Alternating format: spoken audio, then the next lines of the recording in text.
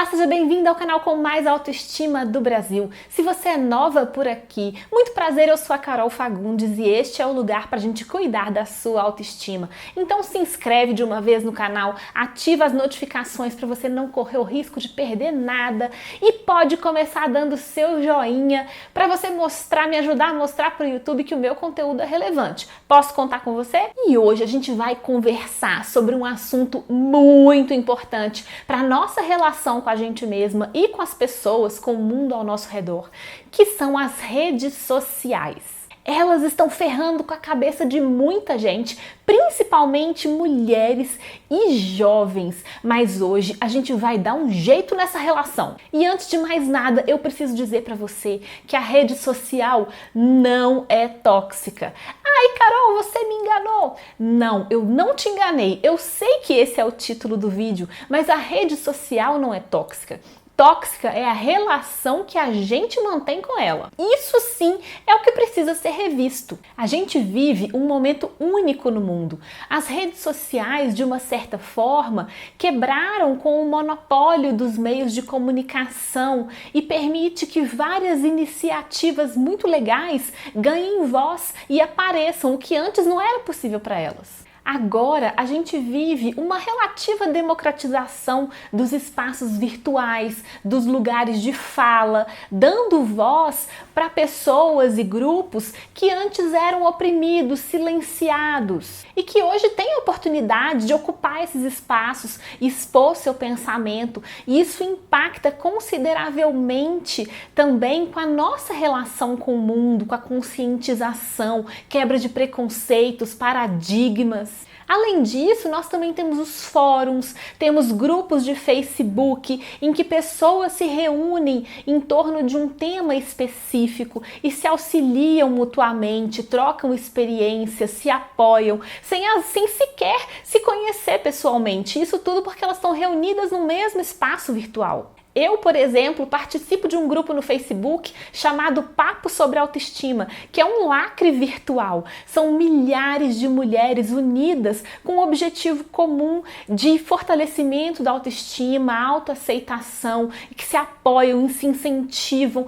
É lindo de ver, é mais lindo ainda de fazer parte disso. Mas nem só de iniciativas e partilhas empoderadoras vivem as redes sociais, é verdade. Tem muito lixo rolando por lá também, mas isso é uma questão do que você escolhe consumir. E é bom você fazer essa escolha com muita consciência, porque os algoritmos das redes sociais, eles te mostram mais daquilo que você consome. Bugou aí? Deixa que eu te explico. Pense no famoso algoritmo como se fosse um robozinho que fica de olho em tudo aquilo que você está consumindo e escolhe para te mostrar coisas mais parecidas com aquilo. Então você está consumindo lá a sua rede social, curtindo, dando seu like, comentando, e aí ele fala assim: ah, ela gostou disso, então deixa eu mostrar isso daqui, e tem mais isso daqui também, e isso daqui. E assim por diante. Os algoritmos podem ser maravilhosos porque eles nos poupam tempo, né? Você não tem mais que pesquisar, ele já faz esse trabalho por você e te mostra aquilo que pode ser também do seu interesse. Mas também pode ser prejudicial, porque pode fazer com que a gente viva numa bolha, interagindo, conversando apenas com pessoas que pensam da mesma forma que a gente. E isso faz com que a gente corra o risco de criar uma ideia deturpada da realidade, nos tornarmos intolerantes ao diferente, né? Olá, eleições. Mas, de novo, não dá para demonizar a ferramenta. É preciso que nós hajamos com autorresponsabilidade e que nós façamos a escolha de como a gente vai lidar com essa ferramenta, né? Assumir as rédeas aí dessa relação. Para gravar esse vídeo, eu pesquisei bastante sobre o tema e eu me deparei com artigos e com pesquisas que afirmam que as redes sociais, elas podem ser muito nocivas à saúde mental das pessoas. Inclusive, O Instagram foi tido como a rede social mais prejudicial. E por falar em Instagram, recentemente rolou um bafafá aqui nesse mundo chamado internet, porque o Instagram decidiu ocultar o número de likes das postagens de quem você segue. E teve gente falando que isso foi feito como uma medida para preservar a saúde mental dos usuários. Gente, pelo amor de Deus, não vamos ser inocentes aqui. Eu não sei qual que foi a real intenção do Instagram, mas eu tenho certeza que não se trata de uma preocupação com a nossa saúde mental. Porque se você me disser que o Instagram, uma empresa do grupo Facebook, do grupo do Mark Zuckerberg, reuniu ali todas as suas mentes brilhantes em volta de uma mesa para pensar formas de preservar a saúde mental dos seus usuários, e a melhor ideia que eles tiveram foi ocultar o número de likes das postagens das pessoas que você segue, eu vou ficar bastante preocupada, né? Mark, menino, pelo amor de Deus, você está precisando repensar sua equipe. Se essa foi a melhor ideia, assim, de estalo, eu já pensei em 5 outras melhores do que essa. E quem posta, quem faz a postagem, continua vendo o número de likes normalmente. Então, se a preocupação era diminuir a ansiedade, a validação pelo número de curtidas, evitar a comparação, essa medida não vale de nada. E aí, daqui a pouquinho, o número de likes, se fosse comparação, o número de likes vai se tornar o número de seguidores ou o número de comentários ou qualquer outra coisa para substituir isso que foi tirado.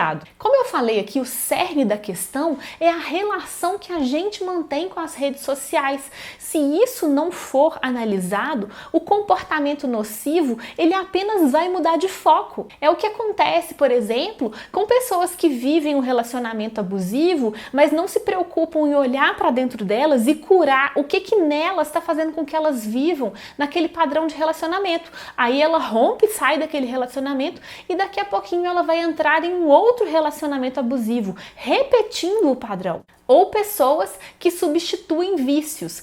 Eu conheço uma pessoa que tinha um comportamento compulsivo muito aflorado e ela vivia um ciclo bizarro, porque ela tinha um comportamento compulsivo com determinada coisa. Ela via que aquilo não estava fazendo bem para ela. E aí ela rompia com aquela coisa, sabe? E começava a descontar a compulsão dela em outras coisas. Então, ela tinha compulsão que passou de refrigerante para cigarro, para atividade física, voltou para o cigarro. Ela sempre achava que estava fazendo movimentos para melhorar a vida dela, rompendo com o objeto do vício, mas na verdade nada estava mudando de verdade, porque o problema era dentro dela. Logo, se você tem uma relação tóxica com as redes sociais e você pensa em deletar todas elas porque você acha que isso vai ser a solução do seu problema, saiba que isso sozinho não vai resolver nada, porque, como diria o poeta, o buraco é mais embaixo. Claro que você pode sim tomar essa medida caso você sinta que as redes sociais estão te fazendo mal, mas não pare a investigação por aí, continue. Por exemplo, se você tem problemas com as redes sociais porque você fica stalkeando o boy, ou o ex, ou as ex do boy, isso é um reflexo da sua insegurança. Apagar as redes sociais pode até ser um alívio, mas rapidinho essa insegurança vai encontrar uma outra porta para sair, uma outra forma de se extravasar e se expressar na sua vida, nos seus comportamentos. Se o seu problema com as redes sociais é viver se comparando com as outras pessoas, ficar vendo as fotos lá e achar que tá todo mundo feliz, lindo, amando, sendo amado, com os boletos todos pagos e viajando pelo mundo, enquanto você tá soterrada nos boletos, fazendo aquela faxina pesada e nem consegue trocar um oi com os matches do Tinder, e aí você sente que a sua vida tá estagnada enquanto a vida de todo mundo tá indo pra frente, Então, a gente precisa conversar sobre algumas coisinhas. Bom, tem aquela coisa que a gente está cansada de saber, né? Que a vida que a gente vê estampada nas redes sociais não é necessariamente a realidade, mas eu não vou nem entrar nesse mérito, porque se a fulana tá feliz ou tá fingindo, isso é um problema dela e a gente não tem nada a ver com isso. Nossa questão aqui é sobre você. A gente precisa conversar sobre a sua desconexão com você mesma, a falta de cultivo de momentos felizes e momentos de prazer na sua vida e até o estabelecimento de parâmetros realistas do que é felicidade, sucesso para você. E a única forma de resolver isso é pelo autoconhecimento. É preciso que você se centre em si mesma, que você coloque o mundo no mudo e comece a se investigar para descobrir o que é de verdade felicidade e sucesso para você. Quais são os seus critérios pessoais? E quando você fizer isso, eu aposto que você vai se surpreender com as respostas que você vai encontrar.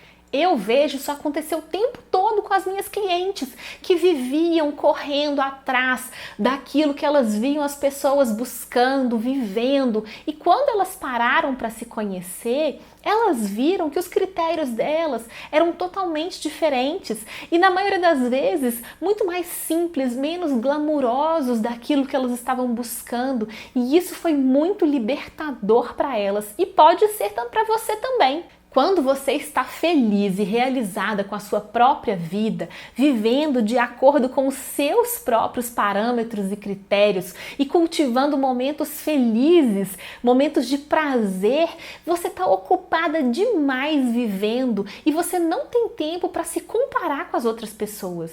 Repara só para você ver, você só se compara com os outros em relação àquelas coisas em que você não está satisfeita na sua própria vida. Então, quando você se pegar aí no meio da comparação, pare, respire um pouco, volte para você e utilize essa situação como um guia para você cuidar, para você ajustar a sua própria vida rumo à sua felicidade e realização. Pergunte-se como você pode se fazer mais feliz, como você pode cultivar mais momentos de prazer, como você pode cuidar mais de você e reconhecer os seus próprios sucessos, a sua evolução. E uma outra coisa que pega muita gente com as redes sociais é o fato delas consumirem o seu tempo, reduzirem a sua produtividade e te impedirem de fazer as coisas que são importantes para você. E isso pode estar relacionado a várias coisas,